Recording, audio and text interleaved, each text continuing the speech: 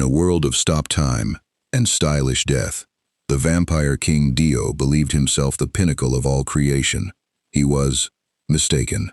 Deep beneath Cairo, his servants reached into the dark to pull a weapon into their master's hand. They reached for a demon they could chain.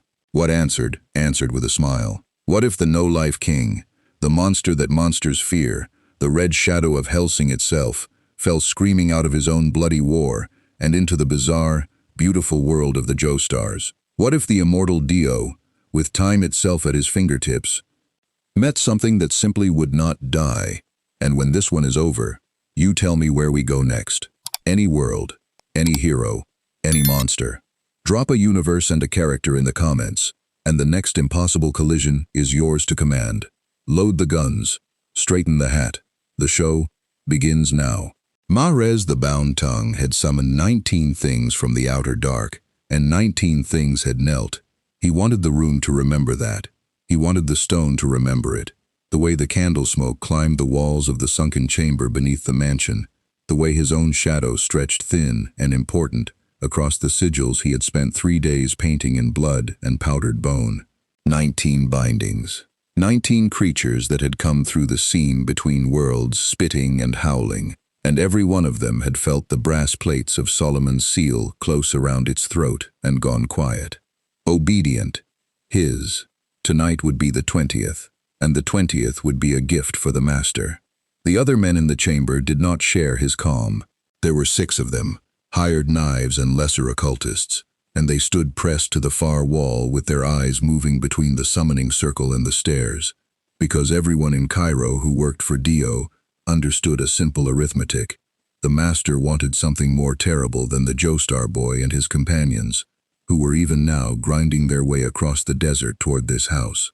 The master wanted a servant that could not be reasoned with, could not be turned, could not be beaten by the clever tricks the Joestars kept winning with. And what the master wanted, Mahrez would provide, or Mahrez would be provided to the master's thirst instead. He raised the grimoire chained to his wrist. He began the final verse. The circle answered. The blood in its grooves went bright, then black, then something that was neither, a color the eye refused to keep hold of. And the air in the chamber developed a pressure, a downward weight, as though the ceiling had quietly decided to become the ocean. One of the candles guttered out, then all of them at once. In the dark, the sigils burned on their own, and Mahrez felt the beautiful, familiar tension of a thing arriving, the seam widening, something being pulled through, the leash of his stand already uncoiling to catch it by the neck. The seam opened lengthwise down the middle of the room, a slit of red hanging in the air, and through it stepped a man in a red coat, still mid-sentence. So then I told her, that's not a stake. That is a stake. And honestly, the look on her. The man stopped. He looked around the chamber, at the candles, the blood, the kneeling husks of 19 bound horrors in the shadows, the 6 armed men, the gaunt occultist with the glowing book. He tilted his head. A slow, enormous grin spread across his face, and it had too many teeth in it. "Oh," he said, with the delight of a man who has walked into his own surprise party. "Oh, this is great. Where the fuck am I?" Mahrez did not answer questions. Mahrez gave commands. He thrust the grimoire forward, and the brass plates of Solomon's seal spun up out of the floor. 19 of them, 20, ringing the red-coated intruder in a cylinder of floating sigils. And Mahrez spoke the word of binding, the word that had put a leash on every creature he had ever called, and drove it into the thing before him like a spike. The red-coated man felt the leash settle around his throat. He looked down at it, he looked back up at Mahrez, and he laughed. Not the polite laugh of a guest, but a long, rolling, genuinely amused laugh that went on far too long, that filled the chamber, that made 2 of the hired men take an involuntary step toward the stairs. "Aw," the man said, wiping an eye. "You made me a little collar. That's adorable. That is genuinely adorable, and I mean that." He hooked one gloved finger under the invisible leash of the binding, the strongest working Mahrez had ever forged, the chain that had held 19 demons. "You know," he went on, conversational, "I've had a lot of people try to put a leash on me over the years, real professionals, church people, some very committed Nazis. And you know what I learned? He pulled. Solomon's seal did not snap so much as it screamed. 20 brass plates ringing at once, a cord of tortured metal, and then it came apart, sigil by sigil, each plate cracking down its center and going dark, and Mares felt the recoil of it lash back up the leash and into his own stand and his own body, and he staggered, and the grimoire chained to his wrist tore itself open to a page it had never had.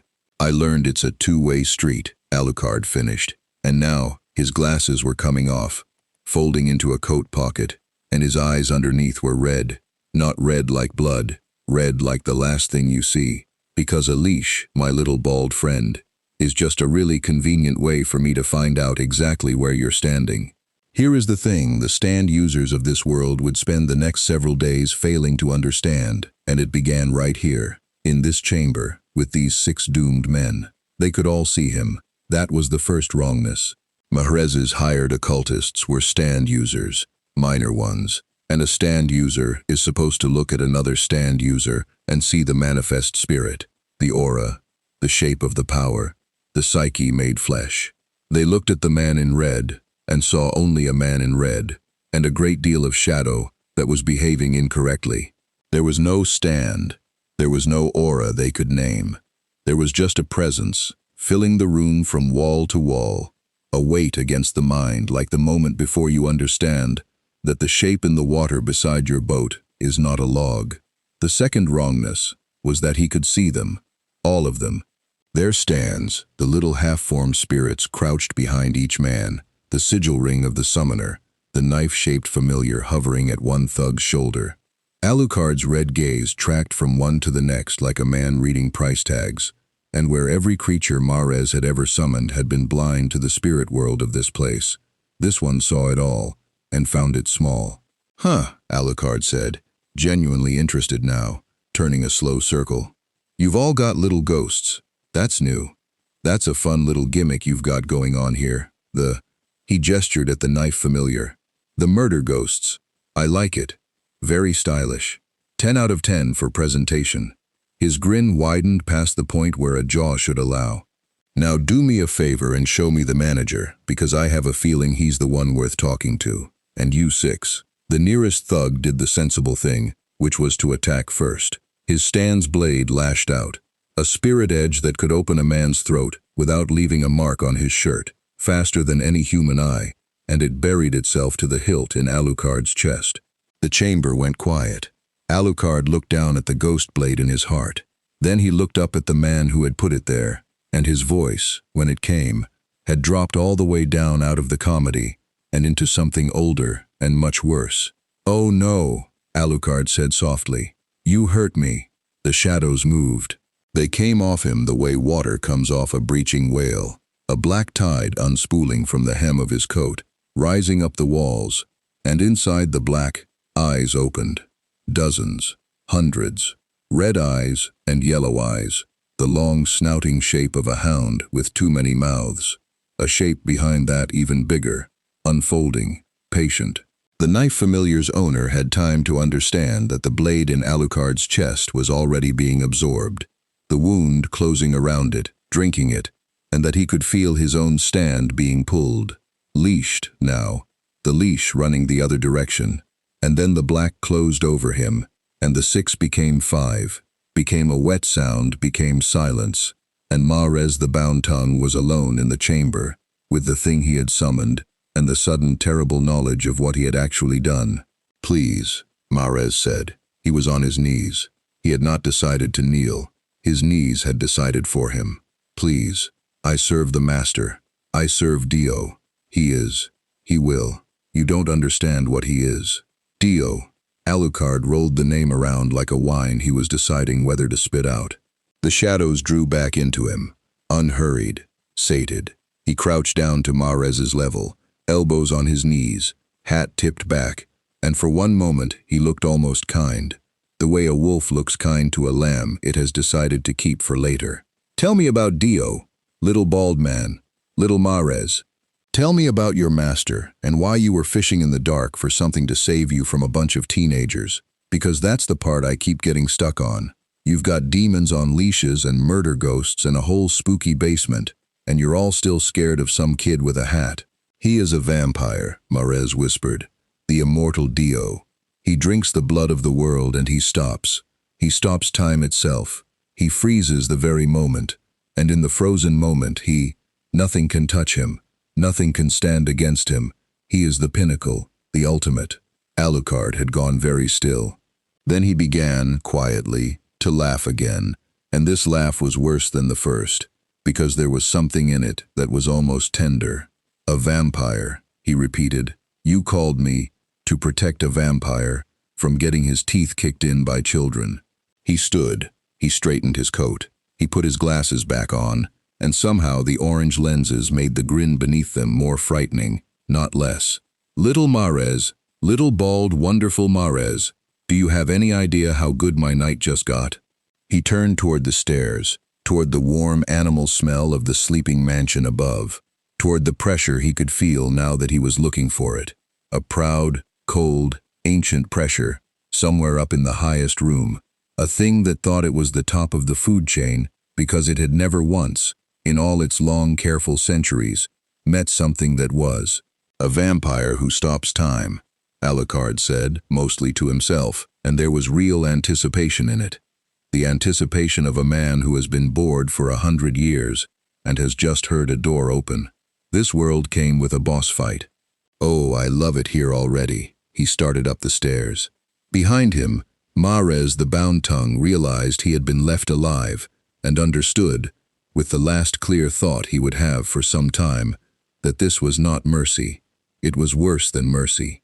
It was that he was not, in the calculus of the thing walking up his master's stairs, worth the trouble of killing. Above them both, in the highest room of the mansion, Dio Brando opened his eyes in the dark. Something had come into his house. Something with no stand he could read, no heartbeat he could hear, and this was the part that made the immortal Dio sit up, that made a thin thread of an unfamiliar sensation move through his ancient chest for the first time in 120 years. Something that was climbing his stairs slowly, casually, without any fear of him at all. Who, Dio said to the dark, dares? And in the stairwell below, delighted, a voice that had already heard him called back up. Room service, bitch. The mansion of Dio was built like an argument for its master's superiority, and Alucard walked up through it the way a health inspector walks through a restaurant he already intends to close. The stairwell led out into a gallery of black marble and gold leaf, lit by nothing Alucard could find. The light simply existed, cold and even, the way light does in a dream you are about to realize is a nightmare. Pillars ran the length of it. Between the pillars, the servants of Dio had arranged themselves, and Alucard slowed, and his grin came back, because now we were talking. He counted them the way he'd counted the murder ghosts downstairs. A woman with a bird stand perched at her shoulder, all beak and malice.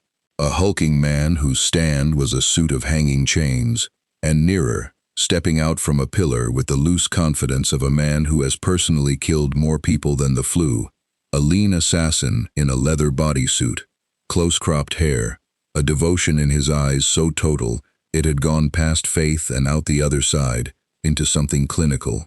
You are in the house of Lord Dio, the assassin said.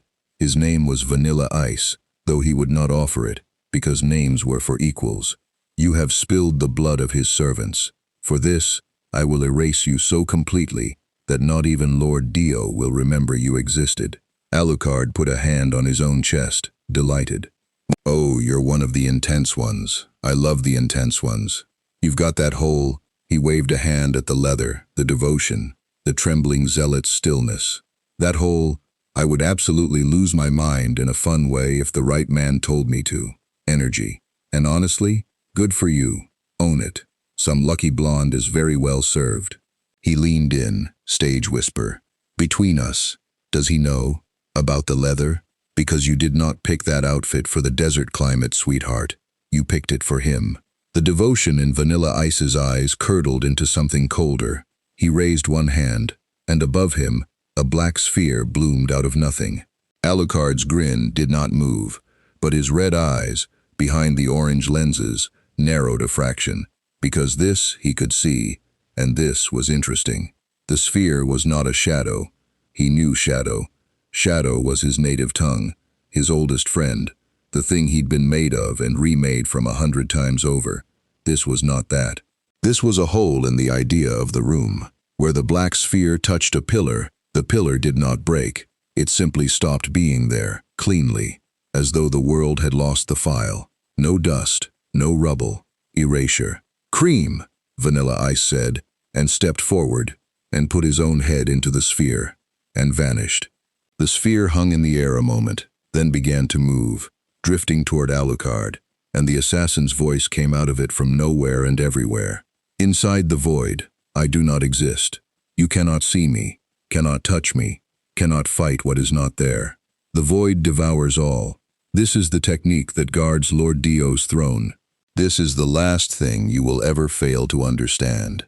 Alucard tilted his head, watching the black sphere float toward him, and this was the part Vanilla Ice would replay later, in the long dark, trying to work out where it had gone wrong. Alucard looked impressed. "Okay, that's actually clever," he admitted. "That's genuinely clever. You made a little pocket of nowhere and you're hiding in it. So from my side, there's no you to shoot, no you to bite, no you to do anything to. You erased yourself out of the fight. That is, no, seriously, that's a great trick.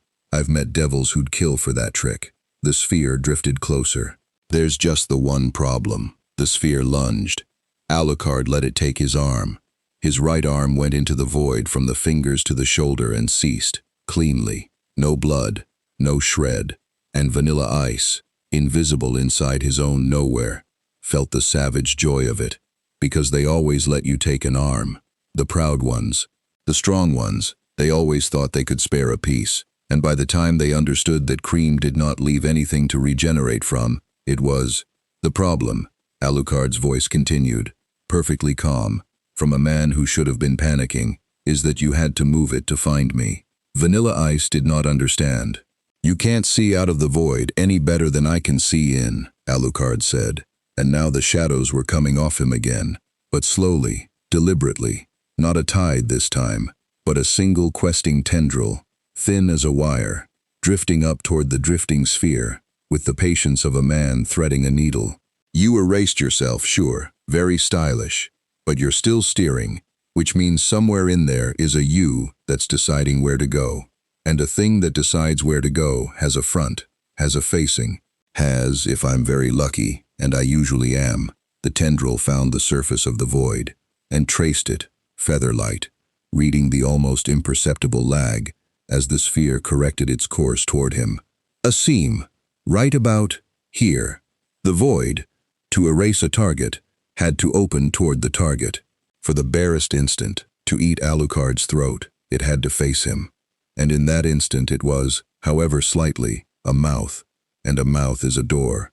And Alucard had spent 500 years learning every single way to get through a door someone else was sure was locked. He did not send the shadow into the void. That would have been erased. He sent it into the half-second of open seam, and out the other side, into the pocket of nowhere, where Vanilla Ice existed alone, and safe and certain.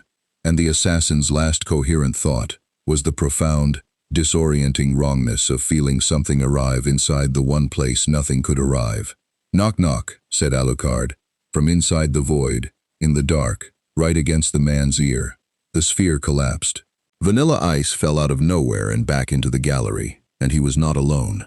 A red-eyed shadowhound came with him, its jaws already latched at the joint of his neck and shoulder, and Alucard's regrown arm, reforming out of black mist even as they landed, fingers first, then knuckles, then the great silver cassol swinging up into his grip, was already leveled at the two remaining servants down the gallery. "So here's where we are," Alucard announced to the room, cheerful again, one boot planted on the twitching assassin, gun idle.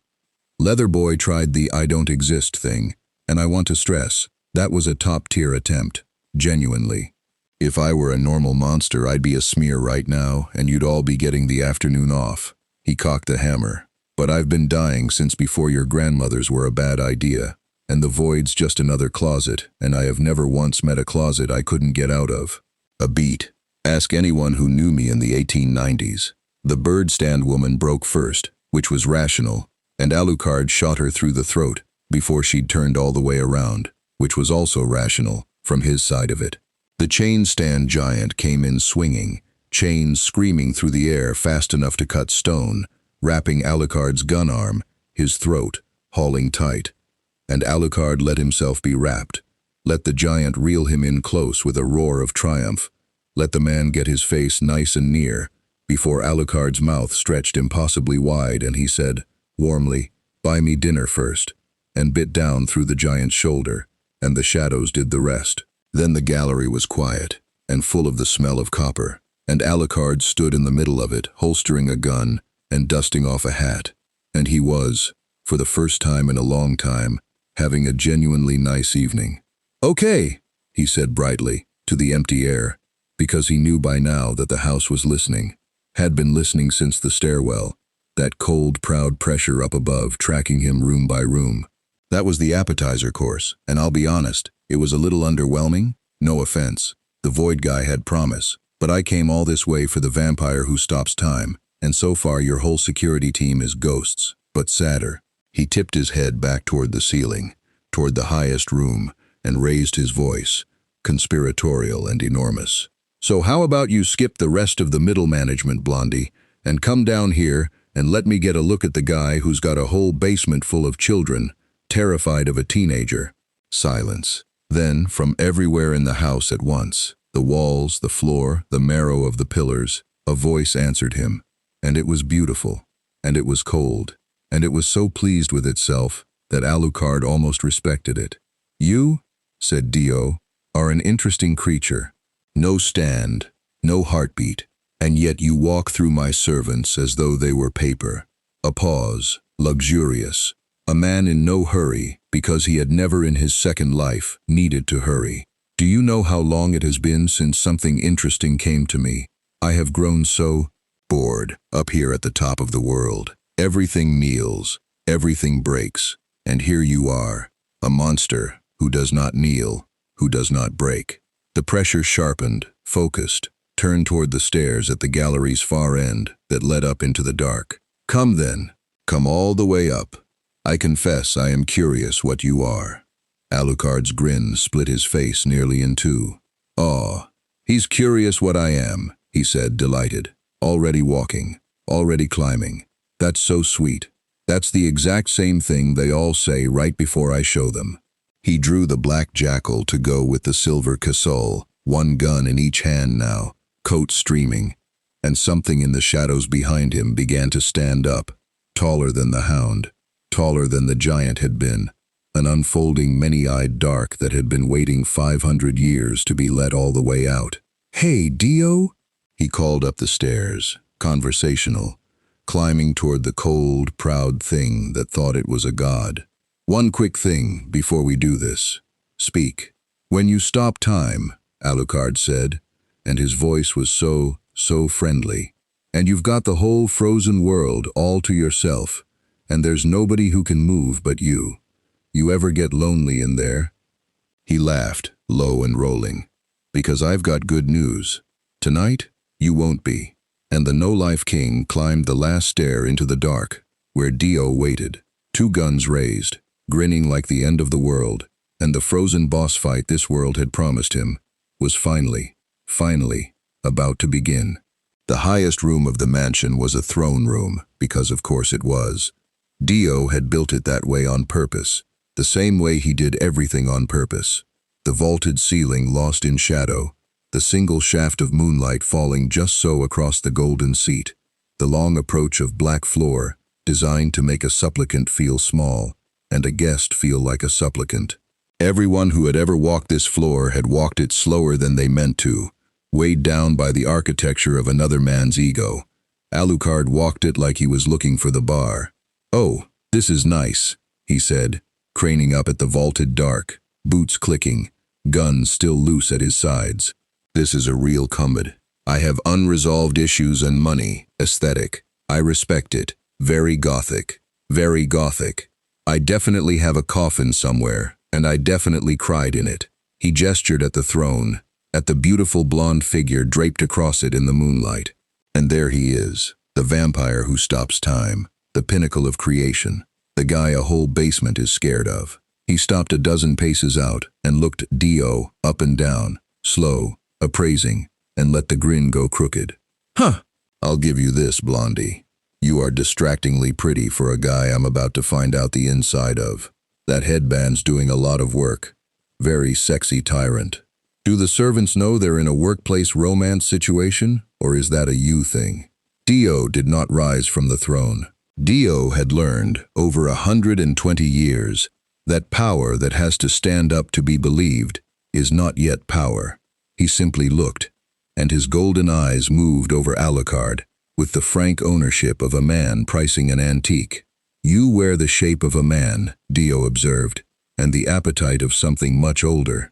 You spilled my servants like water, and you make jokes in my throne room, and beneath all of it, he tilted his head, and for the first time a flicker of something almost like unease crossed the perfect face, quickly mastered.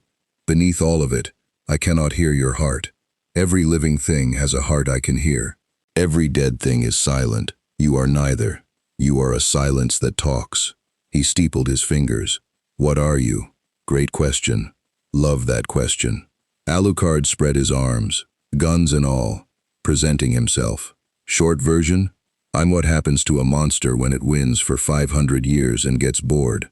I'm the thing your mommy warned you about, if your mommy was also a thing something warned people about. His voice dropped, went almost gentle. Long version, Dio, and I want you to really hear this part, because I think you'll appreciate it professionally. I am a vampire who lost, way back. Got beaten so badly, so completely, by people so much smaller than me, that I begged for death and didn't get it. And you know what I learned, on my knees, at the bottom of everything? The red eyes came up over the orange lenses. I learned that a monster who's never lost isn't strong. He's just lucky. And luck, the grin returned, all teeth. Luck runs out at exactly the speed I walk up a flight of stairs. Something shifted in the room. The moonlight seemed to hold its breath. You presume, Dio said softly, to lecture me on strength. I presume to dinner, actually, but sure, we can do a lecture first. I'm flexible. The world. It rose behind the throne like a second sunrise, if the sun were the color of old gold and built like a god that lifted. A towering humanoid, jade hearts on its shoulders, a face of serene contempt, fists like foreclosed futures. Alucard's red eyes went to it at once, sharp with genuine interest, because this he could see. This was the stand the little bald man had promised, the manifest spirit, the Warudo. Dio rose from the throne at last, and threw out one hand, and spoke the two words that had ended more lives than plague. Toki wo tomare, and time stopped. The moonlight froze mid-fall. The dust hung. The world went the flat golden gray of a photograph of itself, silent, motionless, a single held breath, with no lungs left to release it. And Dio stood in the center of it, the only moving thing in a dead universe. And this was the pinnacle. This was the throne he had built out of reality itself, the frozen second that belonged to him and him alone, in which he was, provably, unanswerably, a god. He walked toward the still red figure across the room. He took his time. He always took his time here, in the one place time was his to take. You spoke of monsters who have never lost, Dio said to the frozen man, conversational, unhurried, savoring it. You are correct that I am such a monster, but you were wrong about the reason. He stopped before Alucard, looked up into the frozen red grin, and reached out to lay one hand almost tenderly against the vampire's chest. It is not luck, it is this, the stopped world. In here, I am alone, and in here, nothing can be done to me. Because to do a thing, one must move, and in here, only Dio moves. Every enemy I have ever faced dies in a second they never felt pass. You will die the same way. It is not personal. It is simply, he stopped. Because the frozen red figure, in the world where nothing moved, had just very slightly moved, not much. The grin widened, a fraction, a single degree of tooth, and the red eyes, behind the orange lenses, in the stopped and silent gold of Dio's private second, slid sideways to look directly at him.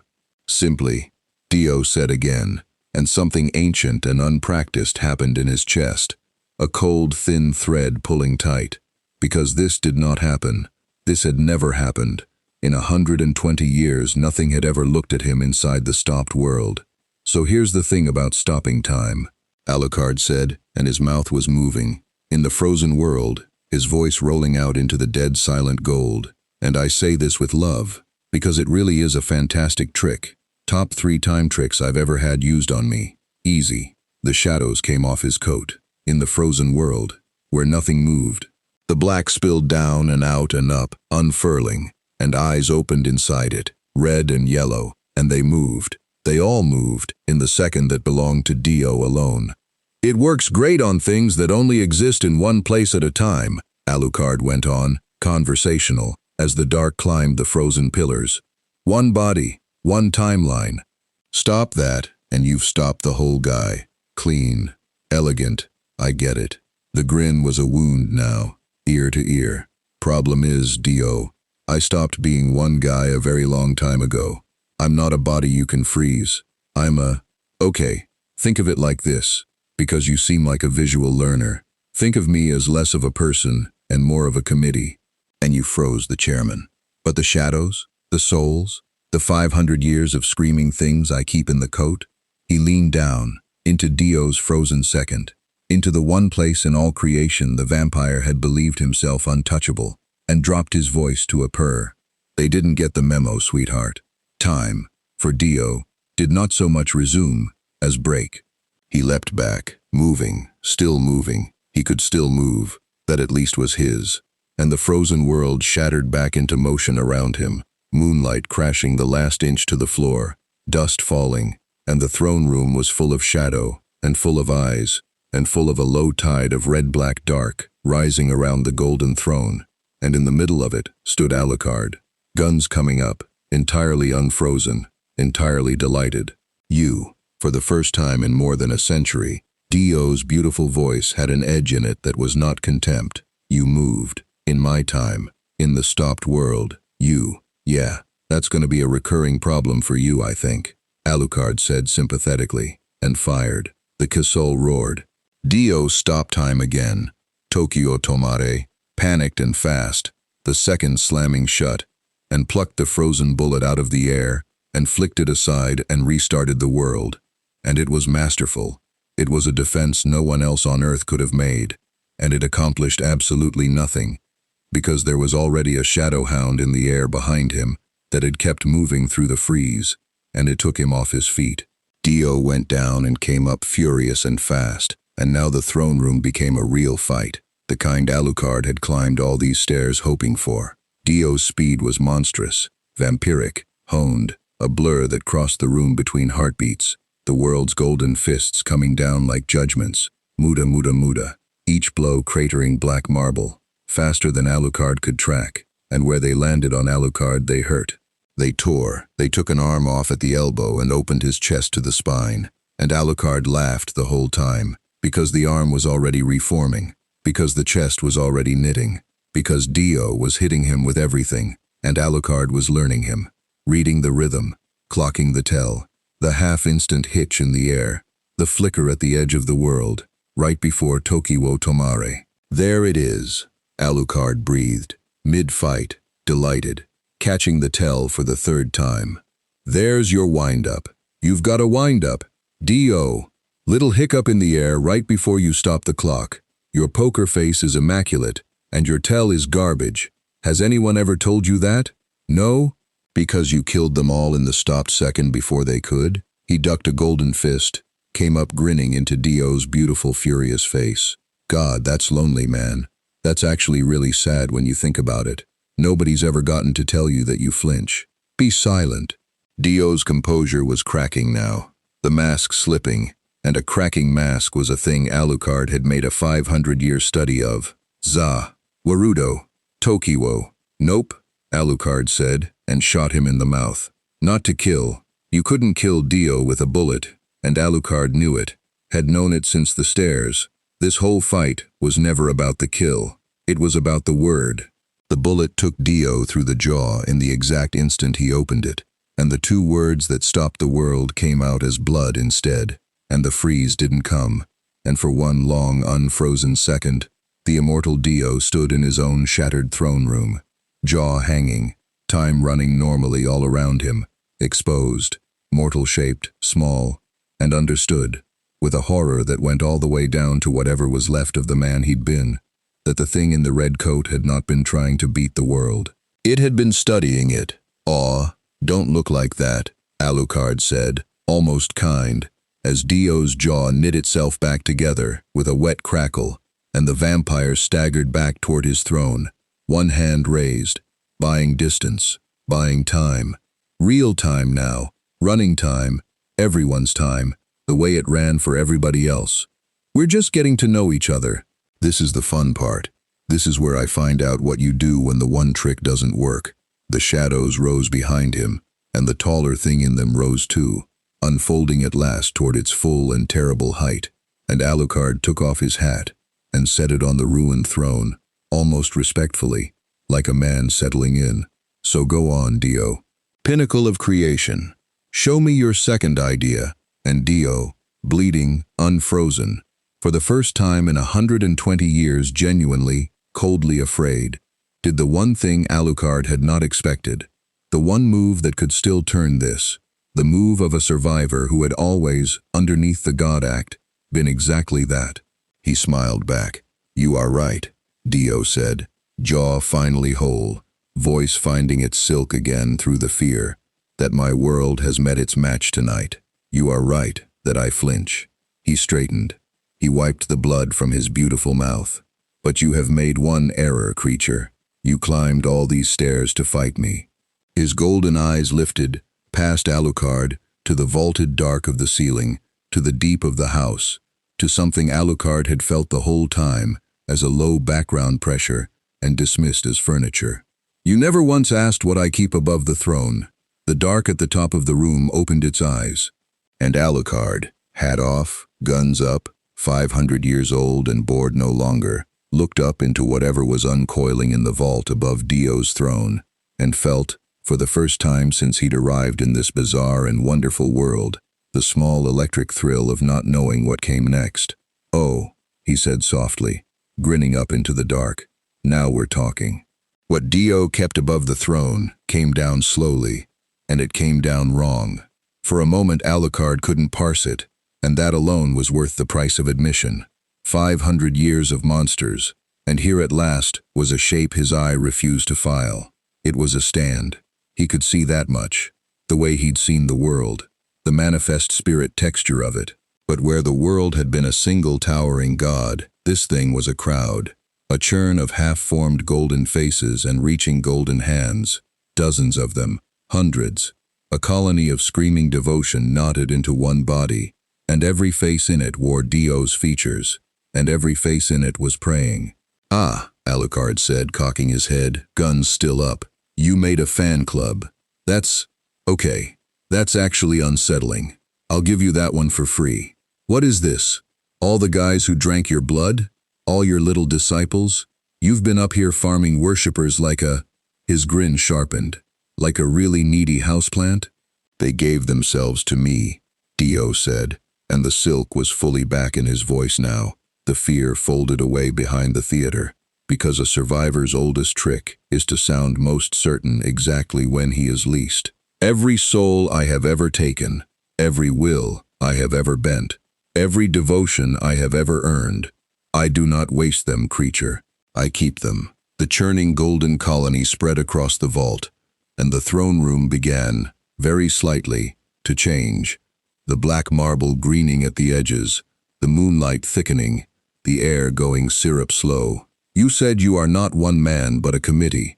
You said the stopped world cannot catch a thing that lives in many places at once." Dio spread his arms, and the faces spread with him.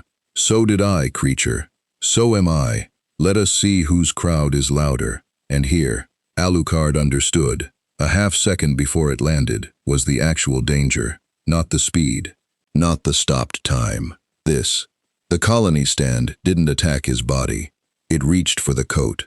Alucard felt it the way you feel a pickpocket, a tug, deep, in the place where he kept them.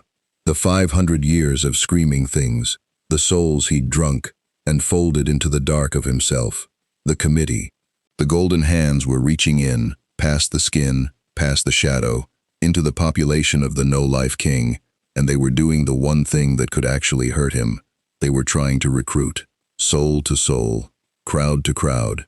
Dio's devoted dead calling out to Alucard's captive dead, "Come out, come free, join us, kneel to a kinder God." And Alucard felt, for the first time in a very long time, something inside him waver. Some of them wanted to go. Of course they did. They were the damned. He had made them damned. He had eaten their lives and stuffed them screaming into his shadow and used them as ammunition for centuries. And here was a golden light offering them out, offering them worship instead of digestion, and a few of the oldest, saddest souls in the committee turned their faces toward it like flowers. Dio saw it. Dio's smile became a beautiful, terrible thing. "There," he breathed. "You feel it. You are held together by nothing but contempt and appetite, creature, and I am offering your prisoners a door. This is how I win.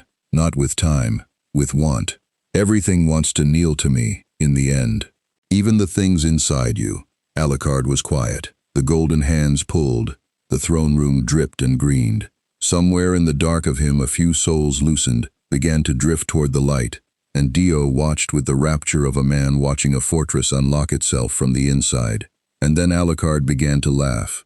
Not the delighted laugh from the basement, not the cruel laugh from the gallery.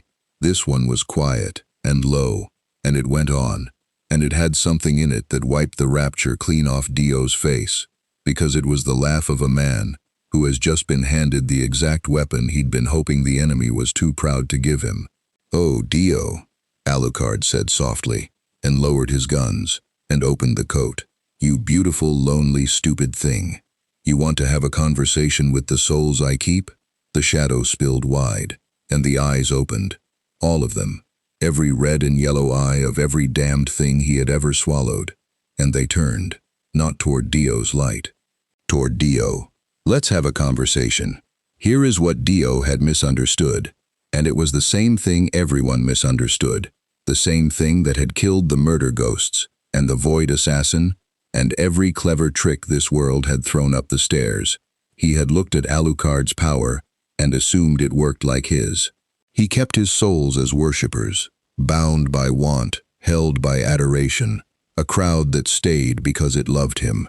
So he assumed Alucard's crowd stayed the same way, and could be seduced the same way, and turned the same way. But Alucard didn't keep his souls because they loved him. He kept them because they had lost to him. Every one. Every soul in the shadow of the no-life king was a monster, a killer, a proud and terrible thing that had met Alucard and been beaten and been taken. And they did not adore him. They feared him, totally, permanently. The bone-deep animal terror of the thing that ate you and didn't finish. And that fear was not a weakness in the fortress. It was the mortar. "Go on." Alucard invited the drifting souls, gentle as a lullaby, as Dio's golden light called and called. "Go to him. He's offering you a way out. Nobody's stopping you." A pause. "Well, nobody except your memory of the last time you thought you could leave." The drifting souls stopped drifting. Because they remembered. Every one of them remembered exactly what Alucard was. In a way, Dio's fresh worshippers, who had only ever seen him win, could not possibly understand. And the terror that had held them for 500 years did not evaporate in the face of a warmer god. It sharpened. The few faces that had turned toward the light turned back, not out of loyalty, but out of the absolute certainty that whatever that golden thing was offering, it was not worth what the red thing would do to them for reaching. And then Alucard's crowd, his terrified, damned, monstrous crowd, did the thing a crowd bound by fear does when its jailer points at a target. It stampeded away from him, straight into Dio. The shadow didn't attack Dio's stand, it attacked his souls. 500 years of the worst things that had ever lived poured out of the no-life king's coat and into the churning golden colony of Dio's devoted dead. And it was not a battle of wants. It was a battle of predators and prey, and Dio's worshippers had never in their soft, adored afterlives met anything like the things that came for them. The golden faces began, one after another, to scream. Really scream, the adoration curdling to horror. As the monsters Alucard kept fell on the disciples, Dio kept, and did to them what had been done to them, over and over, forever. Dio staggered. The colony was him, was part of him, was the engine he'd built his immortality on, and it was being eaten from the inside by a horde that felt no want at all, that could not be seduced, that wanted nothing but to obey the terror at its back.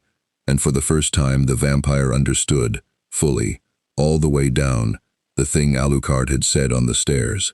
Luck runs out at exactly the speed I walk up a flight of stairs. This, Dio's voice broke, actually broke, the beautiful instrument cracking. This is not, you cannot, I am Dio, I am the pinnacle, I do not, you do not lose, yeah. Alucard walked toward him, through the screaming golden ruin of 100 years of devotion, hat still off, coat still open, the last of his monsters pouring past him into the light to feed. I know, I heard you the first time, it's a real nice speech. He stopped in front of the vampire, who was smaller now, visibly smaller. The golden colony guttering, the world flickering at the edges as its master's foundation came apart. But I told you downstairs, and I really was trying to be helpful. A monster who's never lost isn't strong, Dio. He's just never met me. He reached out, almost tender, and cupped the beautiful terrified face in one gloved hand, the way Dio had touched his chest an hour and a lifetime ago in the stopped world. And now you have. And now you know, and that, Alucard breathed, grin spreading wide and awful and almost kind, is the last thing you get to be the pinnacle of. Congratulations, you're the best I've ever broken. Truly, top 5, easy. Dio opened his mouth, whether to beg or curse or make one last silken lie, Alucard would never know, because that was the moment the throne room tore. Not the sky place, not any fragile material. The world itself, the seam Alucard had come through in the basement, ripped open again, but wrong this time, pulling. A wound in the air behind him hauling backward with a gravity that had nothing to do with down. The little bald summoner's binding, it turned out, had never fully failed. It had only stretched, and a leash that stretches for a night, when the thing at the far end of it has been screaming a word of recall into a broken grimoire for the last 3 hours from the floor of a basement, eventually snaps taut. Oh, you have got to be. Alucard turned, and for the first time all night, all delight left his face. Because he knew this feeling. He knew a summons yanking him home when he saw one, and he did not want to go. Not now. Not with his hand around the throat of the most fun he'd had in a century. No, no, no, no, we are not. I am working, you little bald. The wound pulled harder. Alucard's boots slid across the black marble, coat streaming toward the tier, shadow souls whipping back into the dark of him as the recall reeled him in. And Dio, bleeding, ruined, 100 years of devotion gutted on the floor around him, one breath from the end, began, weakly, to laugh. Saved, the vampire whispered, golden eyes glittering with hate and relief, and a survivor's endless, bottomless will. You are saved from me, creature, by the very fool who called you. How? He coughed, and smiled, red-toothed, beautiful, even in ruin, fitting, saved. Alucard, one hand braced against the pull, dug in his heels and turned back, and though he was being dragged screaming out of the world, though the tear had him to the shoulder now, he grinned, because a monster like Alucard does not get taken out of a fight. He gets to choose his exit line. Dio, sweetheart, light of my evening. You think this is you being saved? The dark swallowed his arm, his chest, his terrible delighted face. I climbed a whole staircase to find out what you were. I found out. I've got your number, Blondie. The flinch, the wind-up, the sad little crowd, all of it, filed away nice and warm in here with the rest of my collection. The tear pulled him to the neck. So you go ahead and heal up. Rebuild your little fan club. Sit on your pretty throne and tell yourself you won. His voice dropped to a purr as the dark took the last of him, red eyes burning out of the closing wound, and the final words came from nowhere and everywhere. the way Dio's own voice had, an hour and a lifetime ago. I know the way back now. And next time, precious. The seam snapped shut. I'm not gonna be summoned. I'm gonna knock. Silence crashed down over the throne room of Dio. The vampire lay among the smoking ruin of a century of devotion, alone, whole, victorious in the only way that mattered, alive, and utterly, thoroughly unsettled in a way he had not been since he was a living man, with a living father's hand raised over him. He looked at the empty air where the red monster had been. He looked at his gutted golden colony, the disciples it would take him decades to rebuild. He touched his own jaw, healed now, where a bullet had turned his godwords to blood. And Dio, the pinnacle of creation, the immortal, the vampire who stopped time, sat alone in the dark of his highest room, and understood that somewhere, in some other world, a thing in a red coat now knew the road to his door, and was, at this very moment, almost certainly grinning. Far below, in the basement, Marez the bound tongue stared at the grimoire chained to his wrist, at the recall verse still smoking on its page, at the 20 cracked plates of the stand he had shattered getting his prize back, and felt, for one blessed instant, the pride of a servant who has retrieved his master's weapon from certain catastrophe. Then the grimoire, of its own accord, turned one more page, and on it, in fresh ink that had not been there a moment ago, in a looping, cheerful, unmistakably amused hand, were 4 words that would keep Marez the bound tongue awake for every night he had left. Thanks for the address.